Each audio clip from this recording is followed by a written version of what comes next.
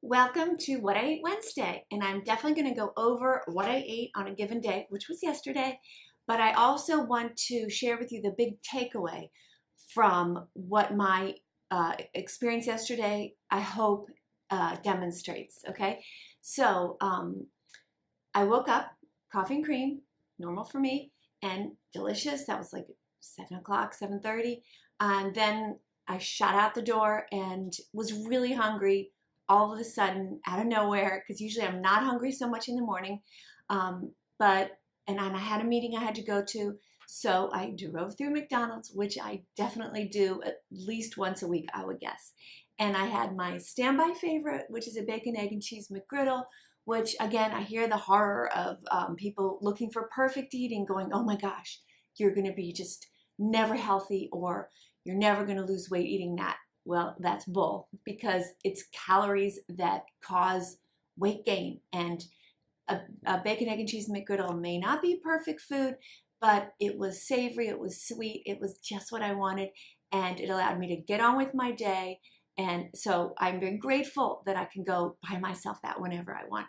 And I also had a small Coke with it, which I really didn't drink. I had a few sips and just didn't want any more because I have a healthy thin mentality. I just didn't worry about it.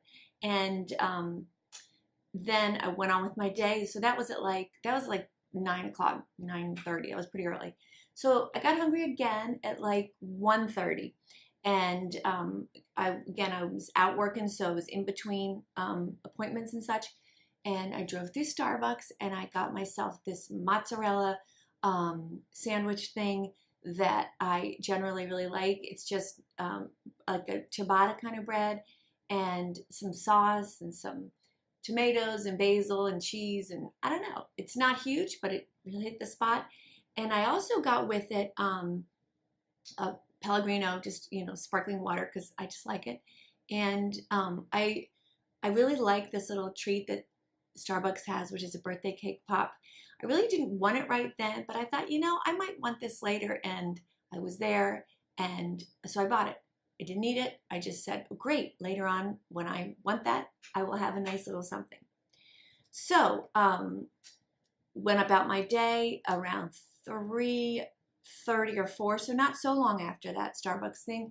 I ate the cake pop because I was hungry, and it just, even when I think about it right now, because I'm kind of hungry, my mouth just goes blah. Like, it was really good, and it was sweet. And usually at that time of day, if I have something sweet, I kind of don't feel so great. I think I don't know, sugar crash or whatever. But it's not very big, and it didn't happen yesterday. And if it had, I probably would have really remembered and gone, don't eat that at 4 in the afternoon, or you're just going to feel bad. But I didn't. I ate it, and I felt great. Then I finished up my work day, came home, was around 5:30. I knew we were going out to dinner later. It's something we had planned. So, but I was hungry. So I went in our refrigerator, and I had some leftover vegetarian pizza with this little vegan sausage thing on it. It was really good. And so I heated up a couple of slices. They're small, but I heated them up, and I literally wolfed them down. I left like the crust part, and I was just really hungry. So then at like 7:30, 8 o'clock, we went out to dinner. And so I find myself at dinner, and this is the point I want to make about, I hope, what this day shows you. I ordered a beer, a Sapporo beer. It's Japanese beer. I love it. And I ordered this miso soup, which is basically a broth and some tofu in it, which I don't really like the tofu part in it. I just really like the broth. It has some big leaves of some green stuff. I don't even know what it is, but it's very delicious. And I ordered fried rice, and my husband ordered a sushi roll. So this is, okay, so here's the difference between healthy thin mentality and diet behavior. I satisfied my hunger all day long. I didn't suffer. I didn't put eating off.